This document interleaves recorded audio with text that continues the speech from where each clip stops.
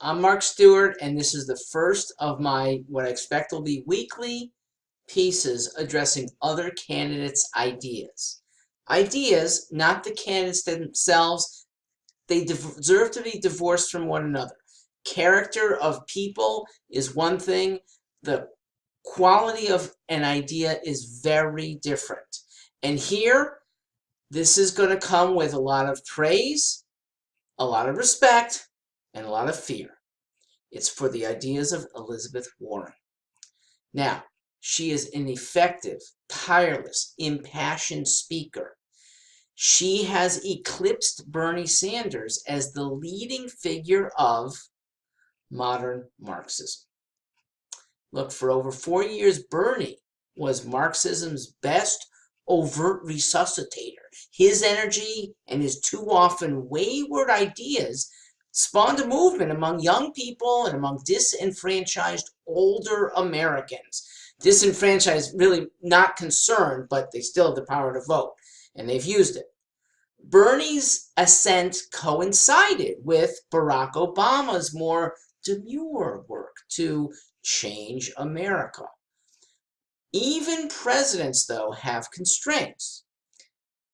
That's what Bernie as a candidate doesn't have. So unconstrained when speaking on the stump. Within these constraints, President Obama moved us greatly in federal policy, though as Democrats in the process lost nearly 1,000 state seats nationwide between 2009 and 2016. So he moved us, but didn't necessarily convince us. Still, the conversation under Obama and Bernie Sanders, and now Elizabeth Warren, rarely speaks about whether to involve government in our daily lives, but instead speaks to how much. Okay? Not whether, but how much. So here's the fear. The fear comes from the growing intolerance among progressives. Intolerance for other ideas, meaning, well, including ones that have led us for 240 years, fine. And over the last decade, potentially lead us into ruin. It is now not okay to be different. Your views are now making you hated.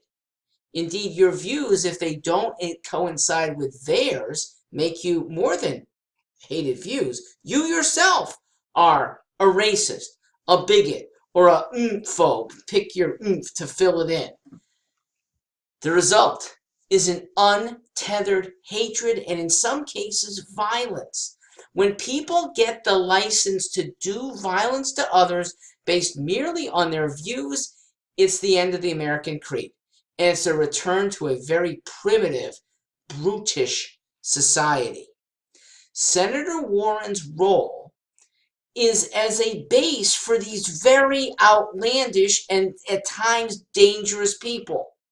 Okay, I'm not saying she's at all violent. She certainly doesn't call for violence, but the leftist ideas give a base for the leftists who would act in unpeaceful ways.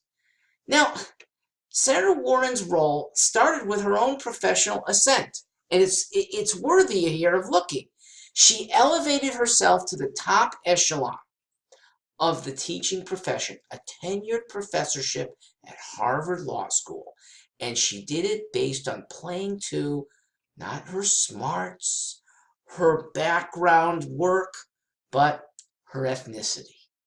There would be no Massachusetts Senator Elizabeth Warren without her identity as a part Native American. Now, it is people who play to identity for whom I have the most scorn. She's working within a system that's decrepit. It's Harvard Law's hiring practices that are racist. Okay, that is literally what they are.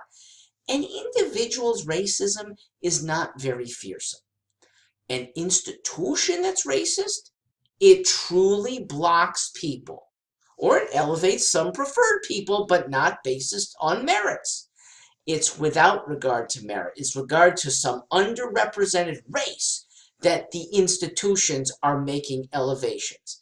That any professor is allowed to play the race for employment means racist employers have too much control. Upon hiring Professor Warren, Harvard's publications touted her addition not so much for her ideas and accomplishments, but because of her identity as a Native American. This is more than identity politics. This is identity employment, the very thing that liberals of 50 years ago rightly tried to extinguish. Back then, identity employment was limited to the South and a few crackers in the rest of the nation. And where it did exist, the rest of us could point to its immorality. You're the bad guy. Today, identity employment is becoming the norm. That is fearsome. I'll have more tomorrow. This is Mark Stewart, signing off.